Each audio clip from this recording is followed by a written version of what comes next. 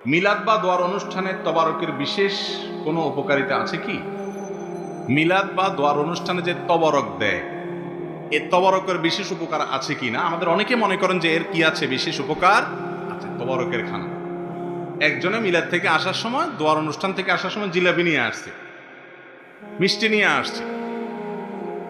তো ডায়াবেটিসের রোগীকে সাধতেছে, বলে না ভাই আমার ডায়াবেটিস। বলে আরে তবারকের জিনিস মিয়া, ডায়াবেটিস খান। তার মানে এটা খাইলে কি হবে? ডায়াবেটিস আরো ভালো হয়ে যাবে। ওই বেচারা খায় ডায়াবেটিস তো 12টা বাজে। এবার দোষ হয় কিসের? ইসলামের। মনে করে যে ইসলামের একটা জিনিস খাইলাম আমার আরো ক্ষতি হয়ে গেল, অথচ এটা ইসলামের না, এটা সম্পূর্ণ ভুয়া আমাদের বানানো।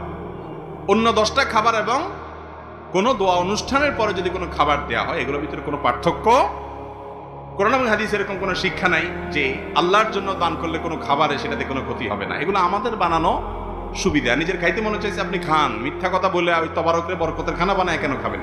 তাবারুক শব্দের অর্থ হলো বরকত গ্রহণ করা। বুঝতে পেরেছেন? বরকত থেকে তাবারুক মানে কল্যাণ, মানে এই খানাটাতে বিশেষ কল্যাণ আছে, অন্য খানাতে যা আছে এটাতেও তাও আছে।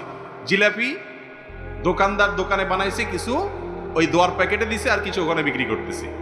ওইটাতে আপনার মাছে যে পরিমাণ বসছে এটাতেও হয়তো সে পরিমাণ বসছে, তবে একটু আগে প্যাকেট করার কারণে হয়তো কম বসছে, এতটুকু ফজিলত আছে। এছাড়া আর কোনো বিশেষ ফজিলত